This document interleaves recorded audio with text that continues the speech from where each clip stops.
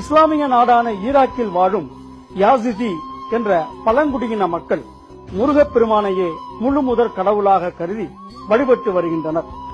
மயில் வாகனன் என்பது முருகனுக்கு உள்ள பல்வேறு பெயர்களில் ஒன்று. அவரது வாகனமான மயில்தான் யாசிதிகளின் தலைமை கடவுள்.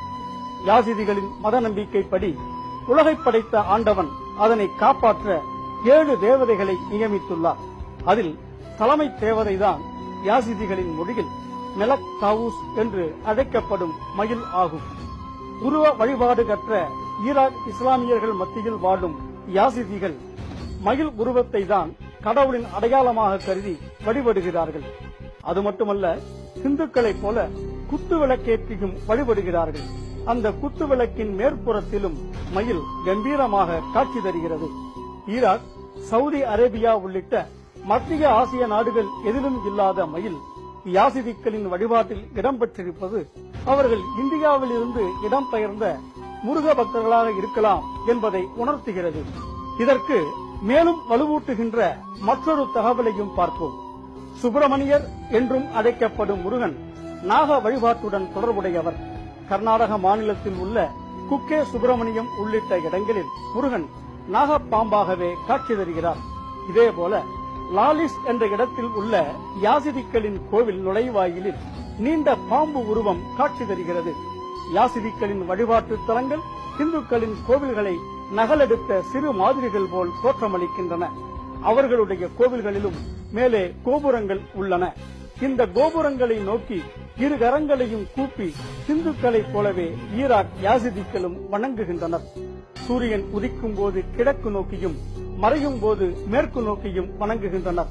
அத்துடன் இந்துக்கள் நடத்தும் யாக வழிபாட்டைப் போலவே யாசிதிக்களும் அவர்களது கோவிலுக்குள் வேள்வி தீ மூட்டி தங்களது கடவுளான மெலக் தாவூஸை வழிபடுகின்றனர்.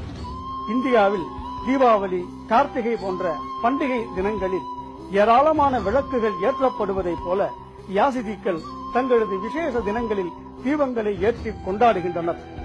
பக்தர்கள் ஒன்றாக சேர்ந்து தீப ஆரத்தி எடுக்கும் வழக்கமும் யாசிதிக்களிடம் உள்ளது.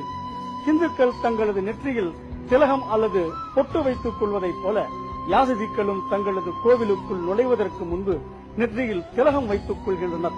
மேலும் பெரியவர்கள் அல்லது மத தலைவர்கள் ஆசி வழங்கும் போதும் நெற்றியில் திலகம் வைத்து ஆசீர்வதிக்கின்றனர்.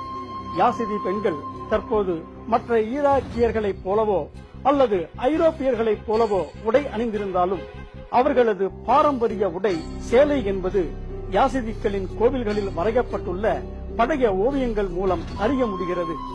மத்திய ஆசியாவில் வாழும் யாசிதிக்கள் இஸ்லாமியர்களைப் போல சுன்னத் செய்து கொள்வதில்லை. யாசிதிகளின் நாட்காட்டிப்படி தற்போது நடப்பது 6765வது ஆண்டாகும். இந்த நாட்காட்டியின் தொடக்கம் இந்தியாவில் இருந்து அவர்கள் இடம்பெயர்ந்த தினமாக இருக்கலாம் என்று சில வரலாற்று ஆய்வாளர்கள் கருதுகின்றனர். யாசிதிக்கள் முருக பக்தர்கள் என்பதற்கு மேலும் ஒரு வலுவான ஆதாரம் இந்தியாவில் கொண்டாடப்படும் கந்த சஷ்டி விரதத்தையொட்டி யாசிதிக்களும் 3 நாள் உண்ணா நோன்பு மேற்கொள்கிறார்கள்.